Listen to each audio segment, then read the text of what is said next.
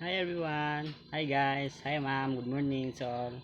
So today we will discussing about the psychosexual development as an activity given by Ma'am Memen. So I have a copy here of my research. So according to Wikipedia, in Freudian psychology, psychosexual development is a central element of the psychoanalytic sexual drive theory. So what do you mean by this? So psychoanalytic theory to describe the energy created by the survival and sexual instinct.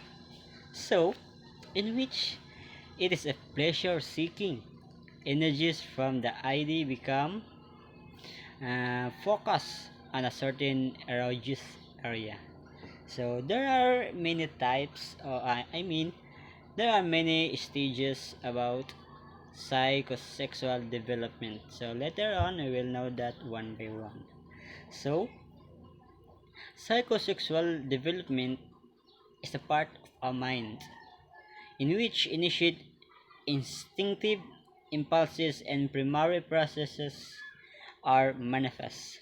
So, according ni Sigmund Freud, that psychological development in childhood takes place during psychosexual stages, which is the oral stage, the anal stage, phallic, latency, and genital. So there are five psychosexual developments. So those are what are called psychosexual stages because each stage represents the fixation of libido, of sexual drive instinct, or a different area of the body.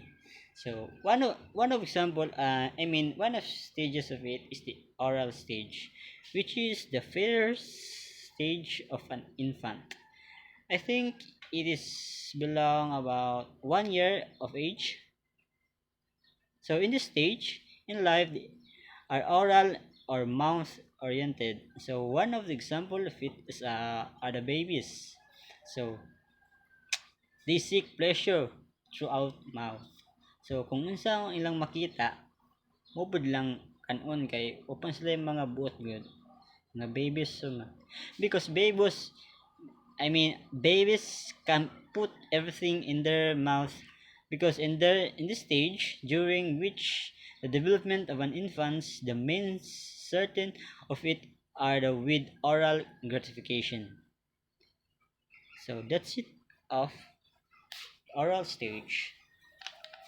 Second, the anal stage, which occur in 1 to 3 years of age. This is the second social and sexual stage of an infant.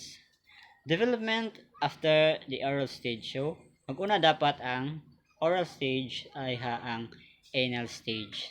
Di pa siya pwede. Dapat naka-synchronize. Dapat di siya pwede mag-rumble. So, in which the infant learns to control bowel movements. So, dili na sila mag-practice og lakaw, dandagan, matindog. So, example of it is a child supposedly gains a sense of satisfaction and accomplishment by controlling his or her bladder and bowel movement. So, inana siya kiat yung mga kasagarang mga bata sa gidad o 1 to 3 years of age. So, the third one, the phallic stage, or I think how to read it, phallic stage. The third stage of psychosexual development. So, spanning the ages of 3 to 6 years, wherein the infant's libido centers upon their genitalia as the erogenous zone. So the child learned the differences between the male and females and became aware in sexuality. That's right. Yeah. And this stage, no, they feel resentment, the attraction, fear, and jealousy. The example of it is the vanity, exhibitionism, and pride. So the fourth one is the latency stage. The latency stage is secure at approximately between 6 years of age until puberty. So, nani siya sa, I mean, mga padung na pagka ulitaw bitaw nga adolescent, I think. So, at this stage, the child repress all interest in sexuality and develop social intellectual skills. So, there's no further psychosexual development takes place during this stage. So,